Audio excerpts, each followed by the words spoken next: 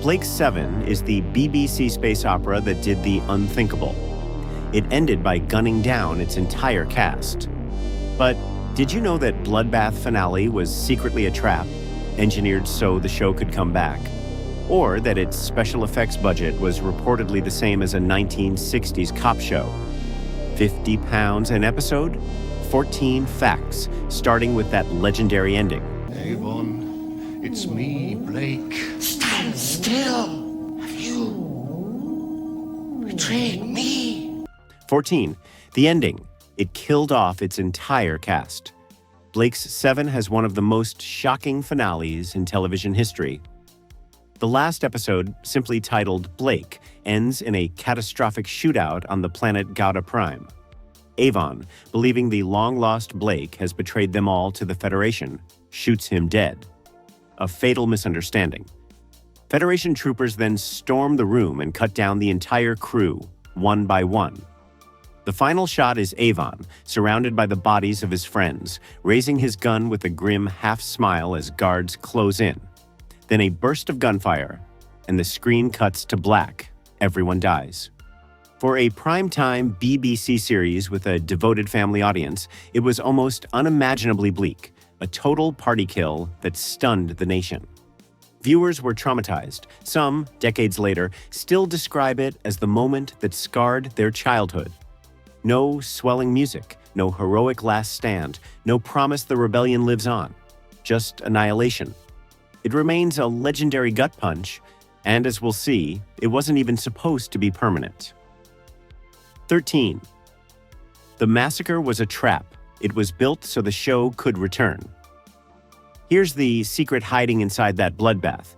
The ending was deliberately ambiguous, engineered as an escape hatch. Script editor Chris Boucher constructed the finale so that the deaths of the regular characters were not clear-cut. Only Blake's death was made totally unambiguous.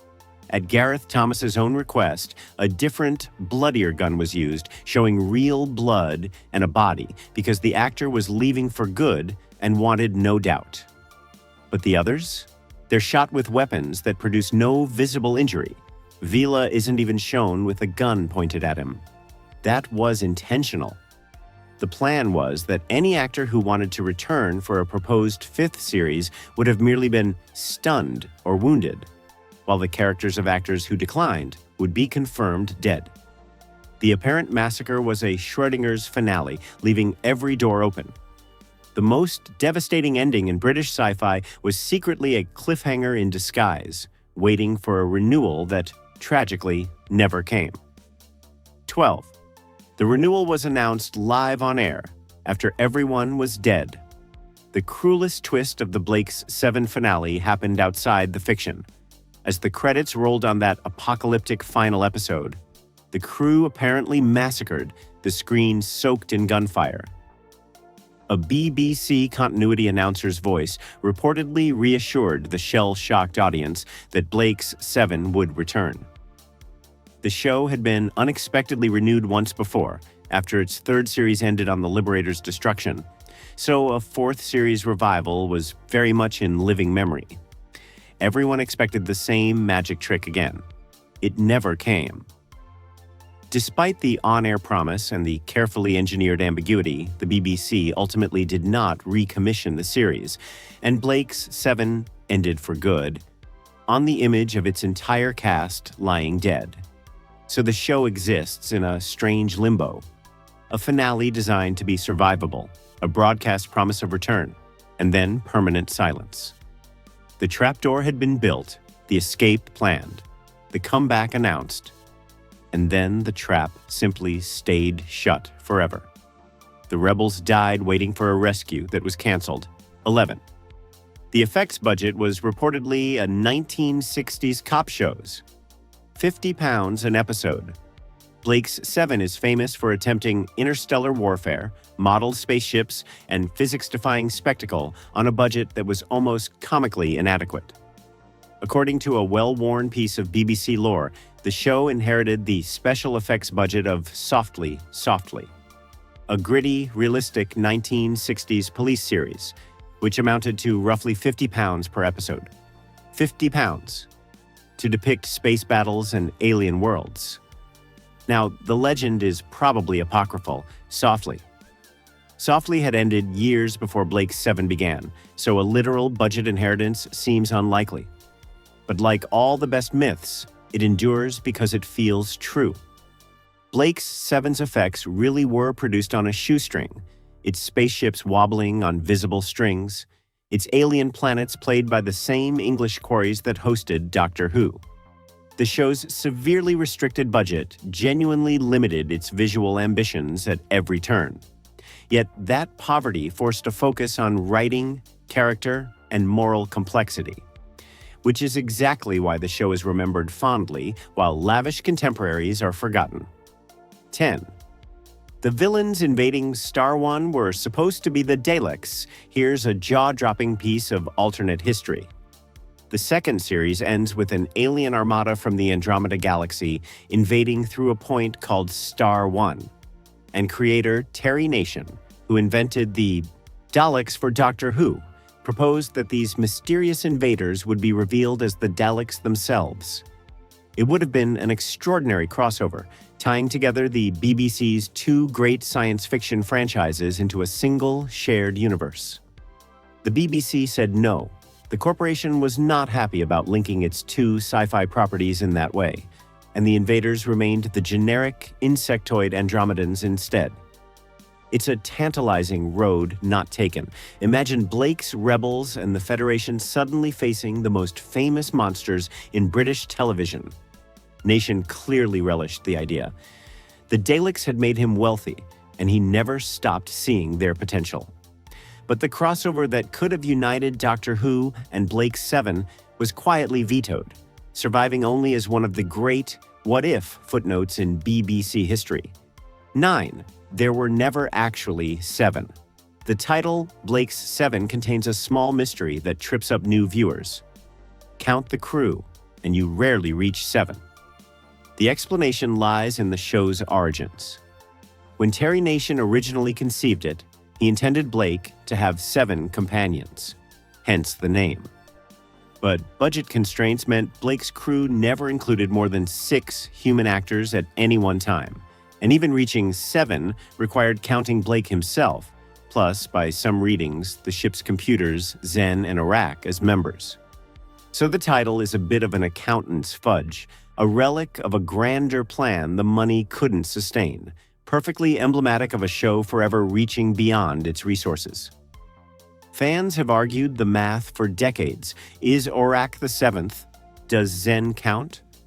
The truth is simpler and more human. Nation named the show for the ensemble he imagined. Then reality trimmed the roster and the title stuck anyway. Blake's 7 was, almost always, Blake's 5 or 6. 8. The hero vanished halfway through, and the villain took over. Blake's 7 pulled off one of television's boldest structural gambles. It lost its title character partway through and became a better show for it.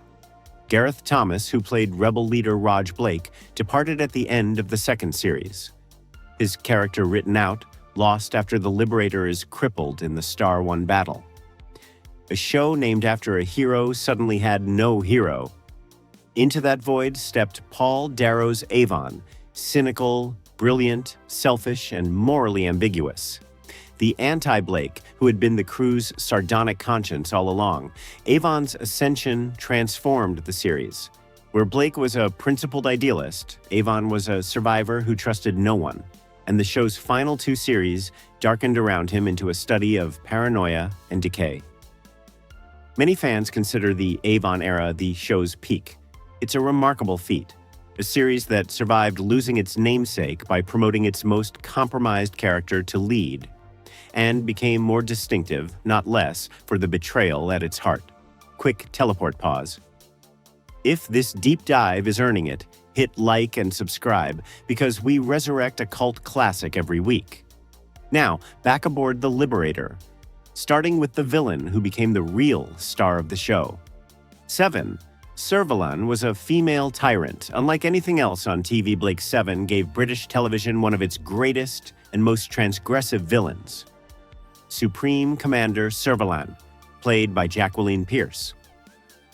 In an era when TV villainy was overwhelmingly male, Servalan was a glamorous, ruthless, power-hungry woman who clawed her way to dictator of the entire Federation, sweeping through the series in haute couture gowns while ordering genocides. She was vain, brilliant, sexually confident, and utterly without conscience, and audiences adored her for it. Pierce's performance became so magnetic that Servalan effectively hijacked the show, evolving from an occasional antagonist into one of its defining presences. A rare case of a villain matching and often outshining the heroes. Her complicated, charged dynamic with Avon, full of mutual attraction and mutual contempt, gave the series much of its electricity.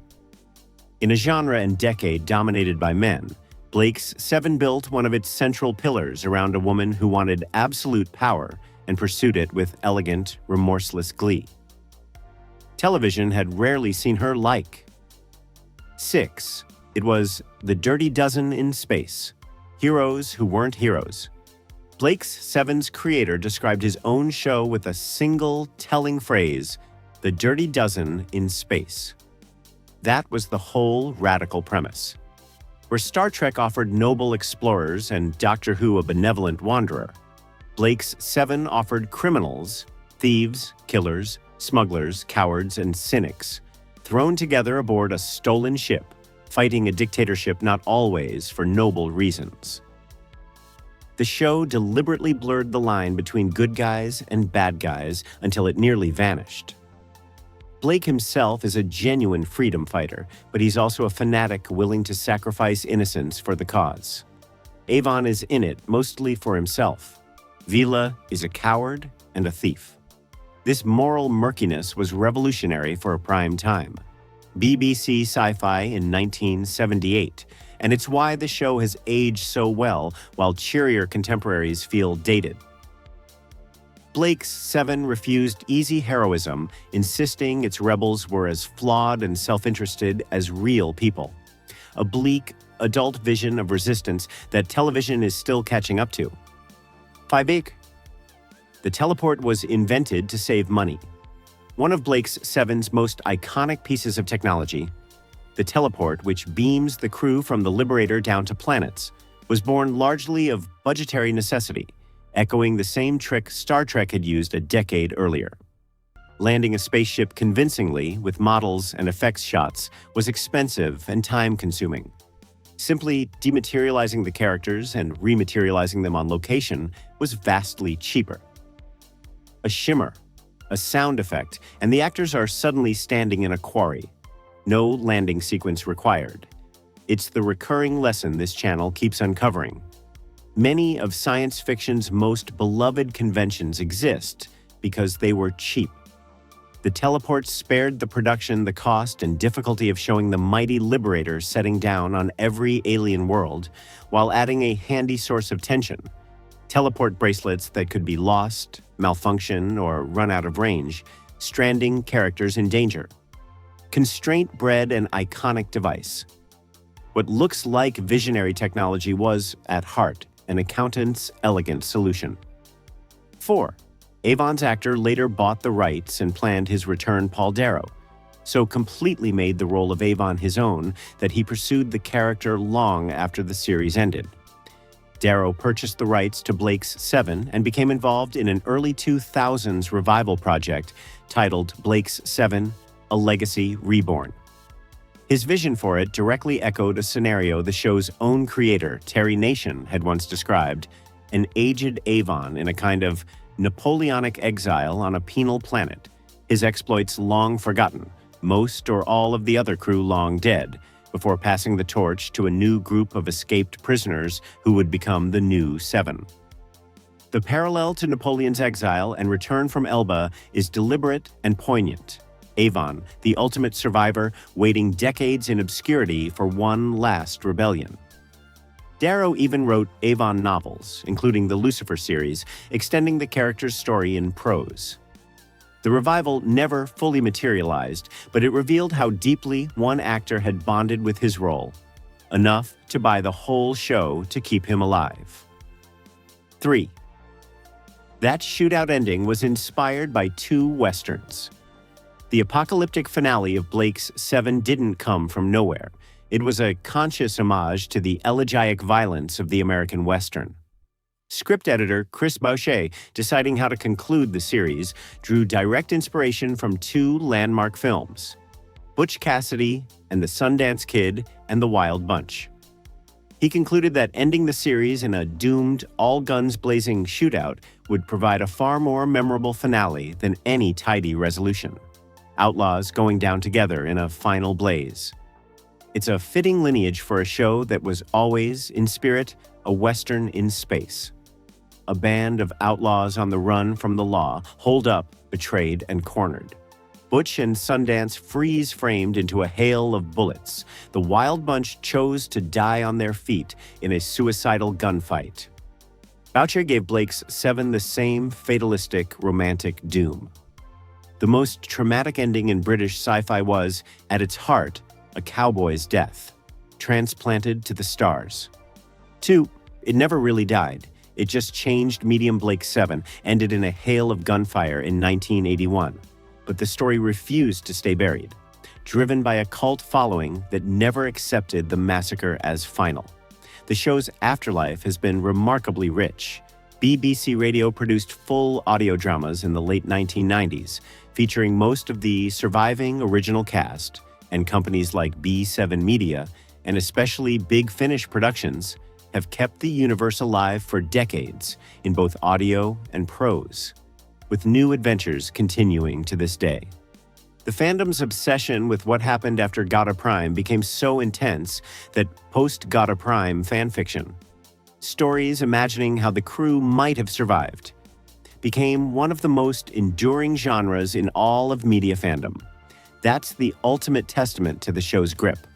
An ending so devastating and ambiguous that fans have spent over 40 years refusing to accept it, writing, recording, and imagining the rescue the BBC never delivered.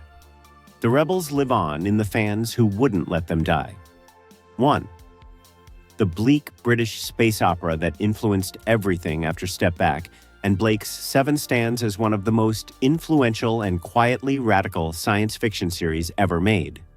On a threadbare BBC budget, with wobbly sets and quarry planets, it delivered something almost no space opera had dared.